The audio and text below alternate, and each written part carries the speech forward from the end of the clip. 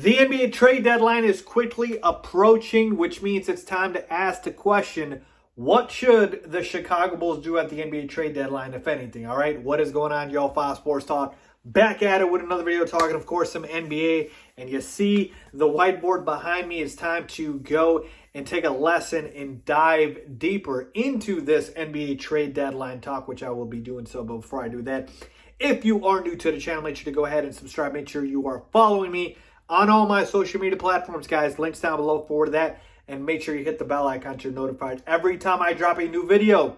Let's get into it. All right, so here we go. The NBA trade deadline is coming up, and a lot of you guys have asked me, Faiz, make a video on what the Bulls should do at the trade deadline. So that's exactly what I'm going to be doing. You guys ask, you shall receive. So when I take a look at the deadline, all right, essentially there's two options. Either you make a trade or you don't, right? Simple enough. But let's go a little deeper and talk about if you're AK, Arturas Karnisovas, the GM of the Bulls, the VP of the Bulls, Mark Eversley is the GM.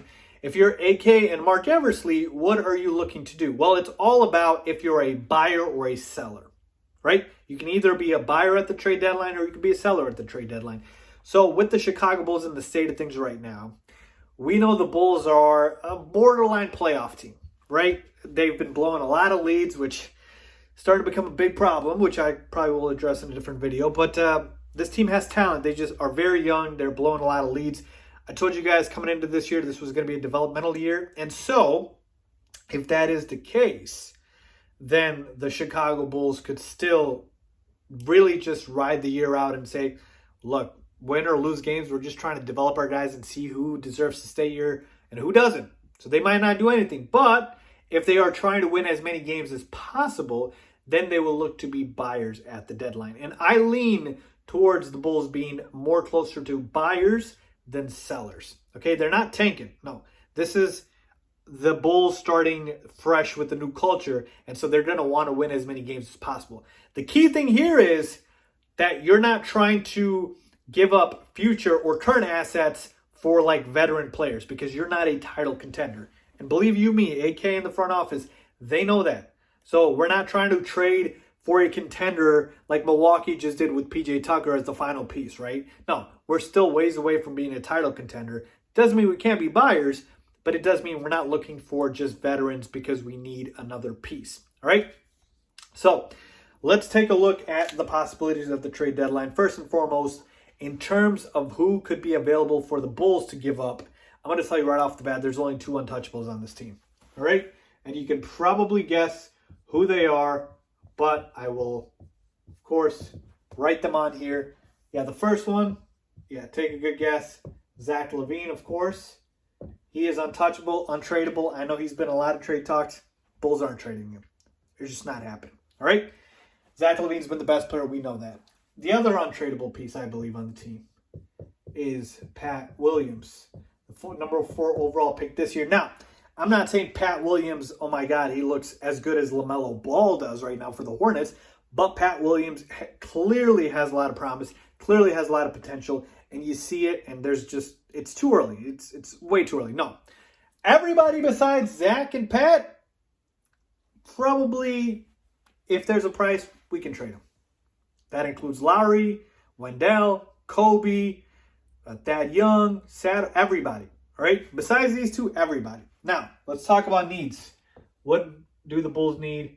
I think there's clear two needs for the Chicago Bulls. Number one, we need an interior presence, both on offense and defense.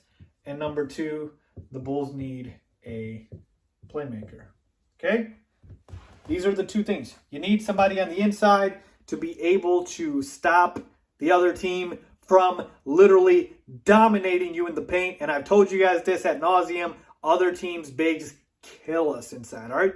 Also, you need somebody on the inside, on the offense side of the football to score. But defensively, I think it's a little bit more important. Playmaker. Need somebody to set up the offense. That's why Kobe got benched. He's not a playmaker. He can't set up the offense. That's why they're starting Satoransky. But I love Sato. He's not good enough. We need somebody better if we are looking to, of course, contend sooner rather than later. So these are the two needs. So who are the options out there? Let's take a look, all right? So options. Now, these are the names that have been floating around in trade rumors. All right. So if I have missed somebody, then I just haven't seen them as a potential trade target.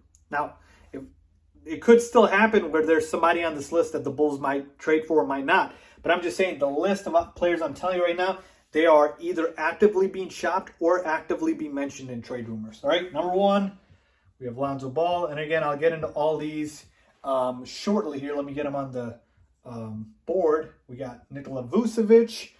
We got his teammate, Aaron Gordon.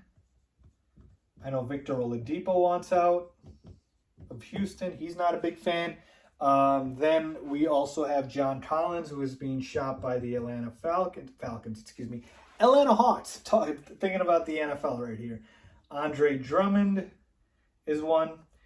And I think that's about it. And I do have a name I'll mention to you guys just shortly here. But these are all of the names that have been floating out there. So, taking a look at the options here.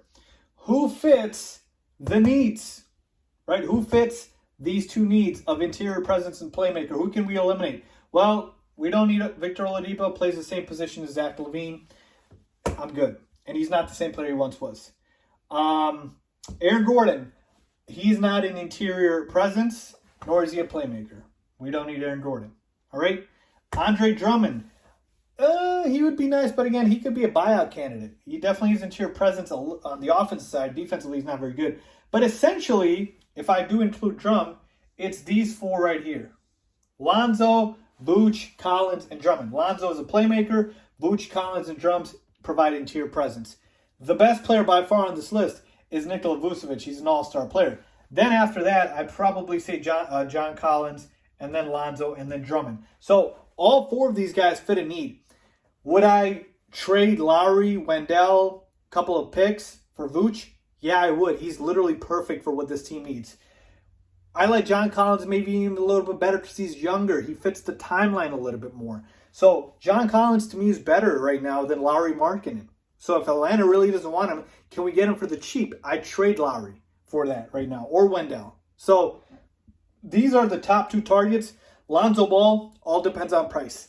He would be a great playmaker. He's improved his jump shot. I think he would be a nice fit with the Bulls because, again, he can set up the offense, let Zach do what he needs to do. But, again, it's all about price. And then last but not least would be Drummond. Here's another guy that I told you I would mention that I didn't mention so far. Miles Turner, okay, for the Pacers. Great shot blocking center, will provide that interior presence, could be less costlier than Vooch or Collins, so you could have it. The only problem is I didn't mention because I just don't know if he's being shopped right now by the Pacers. All right, I just don't know that. But again, young center, defensively, he could be a good fit. So essentially, these are your options at the trade deadline. And I told you right now, besides these two guys, everybody is available. I think honestly, the most important thing after these two are our first round picks. Honestly, so trade whoever it is that you need to, but if it doesn't solve these two issues, it's probably not going to happen. And here's where I'm at. Look, if I had to tell you a prediction in terms of what the Bulls will do, I think they're going to try to acquire a John Collins. I don't think Vooch is going to happen. I just don't think the Magic will trade him.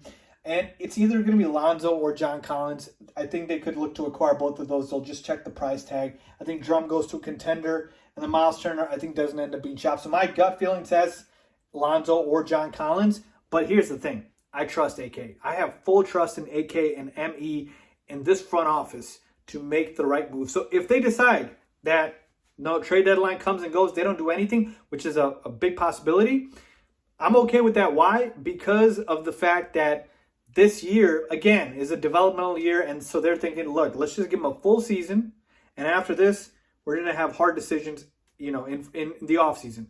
Lowry doesn't deserve to be here, or Wendell doesn't deserve to be here, or Kobe hasn't done enough. Like, they could just use the rest of the year. So they might just keep their assets. They might just decide, look, we're not really playing for much besides a playoff spot. Or they could look to make a push, acquire one of these guys, and move forward. So there you have it, folks. Hopefully that kind of gives you guys an idea of what the Bulls could do at the trade deadline. Let me know if you guys agree with me or disagree. If you have other players that I haven't mentioned, leave them down in the comments below. As always, thanks for watching.